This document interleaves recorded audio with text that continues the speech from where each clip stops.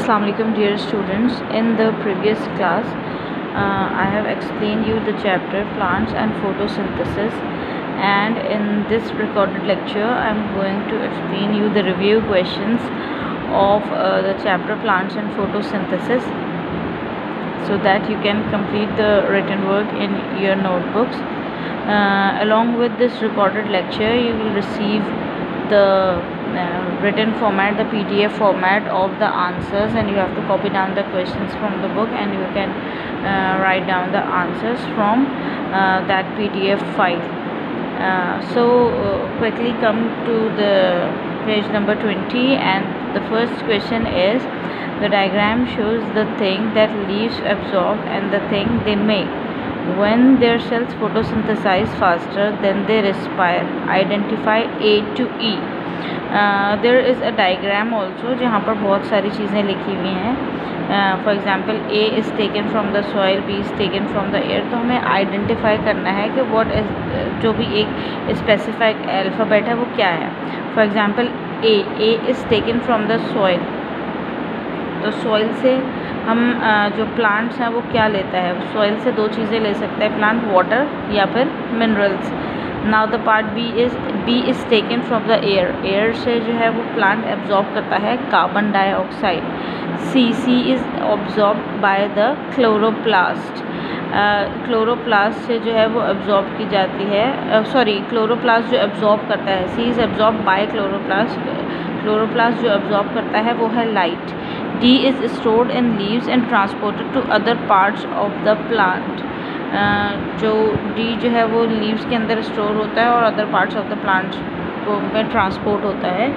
तो D वो food है जो प्लांट बनाता है और फिर वो बाकी जो है वो पार्ट्स ऑफ द प्लांट में ट्रांसपोर्ट करता है, और जो that is known as glucose. E is released into the air, और ये पूरे प्रोसेस के बाद E को एयर में रिलीज़ कर देता है, और E जो है वो है ऑक्सीजन. ठीक है. Now come to question number 2. Choose the correct statement about photosynthesis. इसमें आपको कुछ भी नहीं करना, just copy down the question और उसके बाद जो करेक्ट स्टेटमेंट है उस पर टिक मार्क कर दीजिएगा. ठीक है. पूरा क्वेश्चन उतारने के बाद जो भी करेक्ट स्टेटमेंट है, जो भी मैं आपको बताऊंगी, उस पर आपने सिर्फ उस पर टिक मार्क कर देना है. Photosynthesis takes place in chloroplast. Photosynthesis is carried out by consumers. Photosynthesis makes glucose. Photosynthesis releases energy. In plants, photosynthesis is always faster than respiration. तो जो पार्ट ए है यानी photosynthesis takes place in chloroplast, that is correct. और part C that is photosynthesis makes glucose, ये दो जो है ये करेक्ट हैं, और बाकी जो तीन हैं लाइक बी, डी और ई ये इनकरेक्ट हैं. तो what you have to do is कि आपको ए और सी पे टिक मार्क कर देना है. ठीक है. That is the answer. Question number 3. Stephen grew seeds in glass boxes containing different amount of carbon dioxide.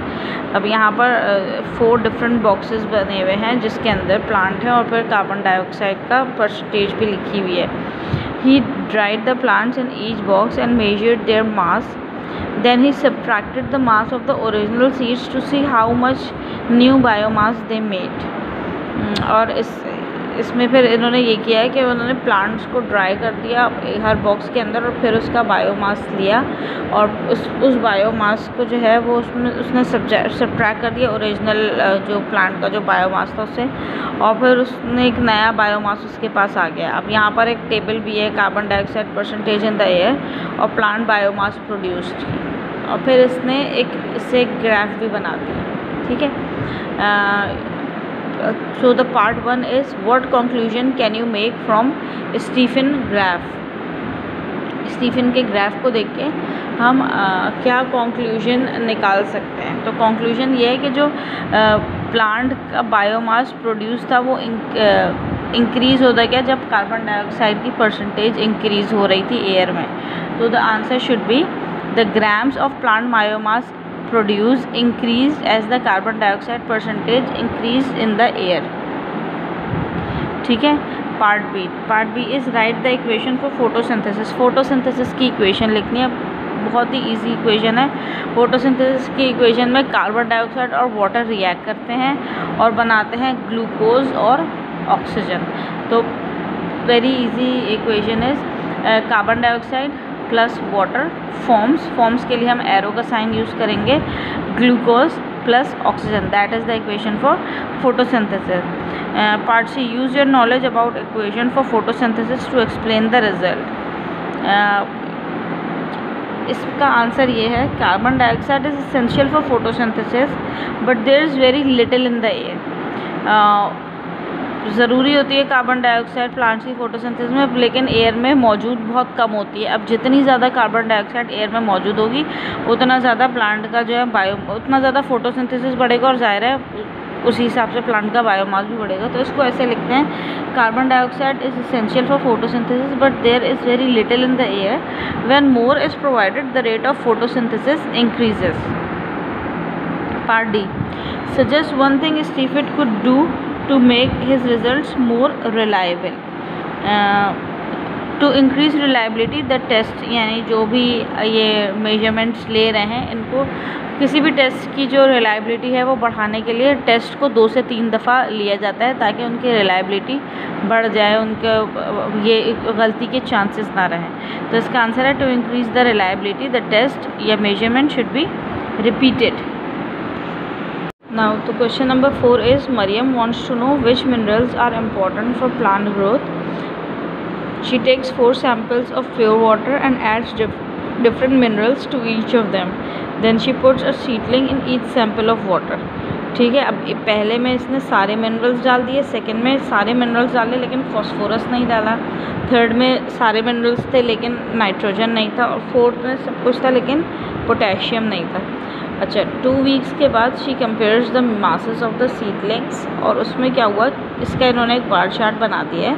इसमें जब सारे मिनरल्स थे तो ग्रोथ बहुत ज़्यादा थी, सबसे अच्छी ग्रोथ थी। इसके बाद जब फॉस्फोरस नहीं था तो ग्रोथ काफ़ी कम थी, नाइट्रोजन नहीं था तो सबसे कम ग्रोथ थी, और फिर पोटेशियम नहीं था तो थोड़ी कंपैरेटिवली बेहतर ग्रोथ थी। अच्छा, suggest one thing Mariam kept the same for every mineral solution she tested.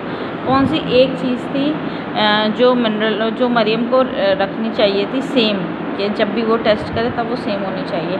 तो उसमें है, या तो वो वॉल्यूम भी रख सकते हैं और टेम्परेचर भी रख सकते हैं, यानी जो वाटर का वॉल्यूम है और जो टेम्परेचर है ये जो है वो सेम होना चाहिए था। ठीक है, दोनों में से कोई एक भी लिखते हैं, दोनों भी लिखते हैं तो doesn't matter. Part B, suggest one other thing she could have measured apart from the total mass of the seedlings. एक और चीज़ भी बताएं जो total mass of the seedling के अलावा इसको मेजर करनी चाहिए थी। तो that is the number of leaves, the size of the leaves, या फिर the length of the seedling. तीनों में से कोई एक चीज़ भी लिखते हैं, 2 चीज़ें लिखते हैं, 3 चीज़ें लिखते हैं, दैट डजेंट मैटर, तीनों ही सही हैं। इसके बाद है, which mineral appears to be most important for growth. अब ये बार चार्ट देखकर हमें पता चलेगा कि कौन से मिनरल के ना होने से सबसे कम ग्रोथ हुई है, दैट इज़ नाइट्रोजन। जब नाइट्रोजन नहीं थी तब ग्रोथ सबसे कम हुई है, तो इस सी पार्ट का आंसर है नाइट्रोजन। नाइट्रोजन नहीं होगी तो ग्रोथ सबसे कम होगी। अच्छा, what is this mineral used for. Nitrogen जो है वो क्या बनाता है, तो नाइट्रोजन जो है वो बेसिकली प्रोटीन्स बनाने के काम आता है। तो इसका आंसर है to make proteins. Part E, the green substance in chlorophyll contains magnesium, suggest how the colour of leaves would change in plants grown without magnesium. ये जो ग्रीन कलर होता है सब्सटेंस में, ये मैग्नीशियम कंटेन करता है, तो हमें ये बताना है कि कलर ऑफ द लीफ कैसे चेंज हो जाएगा प्लांट ग्रोथ में अगर मैग्नीशियम ना हो। तो इसके लिए ये है कि जो भी लीफ बग़ैर मैग्नीशियम के ग्रो होंगे वो या तो वाइट हो जाएंगे, येलो हो जाएंगे, या फिर उनका कलर बिल्कुल पेल हुआ होगा। सही है, तो the correct way is the leaves of plants grown without magnesium would be white, yellow और paler. Now we have question number 5. The diagram shows the main parts of an insect's pollinated flower. Choose the correct letter for each of these parts. अब यहाँ पर बहुत ही easy है, यहाँ पर एक फ्लावर की पिक्चर दी हुई है, उसमें वो किया हुआ है, इसको लेबल किया हुआ है ABCDEF से, और नीचे कुछ पार्ट्स लिखे हैं, anther, filament, ovary, stigma, style, petal. हमें क्या करना है, जो एंथर है, अब एंथर कौन सा है, तो एंथर अगर आप देखेंगे तो जो बी पार्ट है ना, जो बी वाला किया हुआ है, दैट इज़ एंथर। तो हमें कुछ भी नहीं करना, जो भी पर्टिकुलर चीज़ है उसके आगे बस उसका अल्फ़ाबेट लिख देना है। तो एंथर जो है वो बी वाला है। अच्छा, इस फिलामेंट जो है वो अगर आप देखें तो जो ई है दैट इज़ फिलामेंट। इसके बाद है ओवरी जो है वो सबसे नीचे होती है at the bottom of the flower, that is F. इसके बाद है स्टिग्मा सबसे ऊपर होता है ताकि पोलन को अच्छी तरह ट्रैक कर सके, दैट इज़ सी। स्टाइल जो है वो डी पार्ट है जो स्टिग्मा और ओवरी को कनेक्ट करता है। इसके बाद है ए तो बहुत ही ईजी है, दैट इज़ पेटल। और वो जो है पेटल कनेक्ट करता है, पेटल तो सभी को पता है कि कौन सी चीज़ होती है। Now we have question number 6. The diagram shows the main parts of a wind pollinated flower. नीचे एक डायग्राम बनी हुई है wind pollinated flower की. Describe two differences between wind pollinated flowers and insect pollinated flowers. दो differences बताना है wind pollinated flowers के और इंसेक्ट पॉलिनेटेड फ्लावर्स के। बहुत सारे डिफरेंसेस हो सकते हैं। इंसेक्ट पॉलिनेटेड फ्लावर्स जो है वो ब्राइटली कलर्ड, उसके ब्राइटली कलर्ड पेटल्स होते हैं ताकि उसकी तरफ इंसेक्ट अट्रैक्ट हों। इंसेक्ट पॉलिनेटेड फ्लावर जो है वो नेक्टर्स, उनके नेक्टर्स होते हैं और ये प्रोड्यूस करते हैं नेक्टर्स को ताकि ये फिर से अट्रैक्ट कर सकें इंसेक्ट्स को।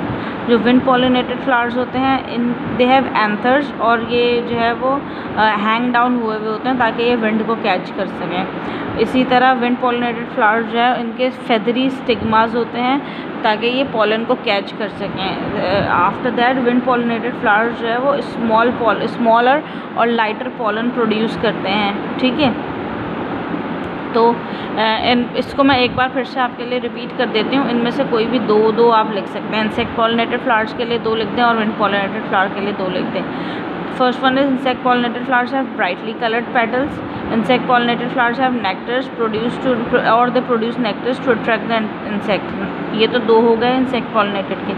Now wind pollinated के लिए आप लिखेंगे wind pollinated flowers have anthers that hang down to catch the wind.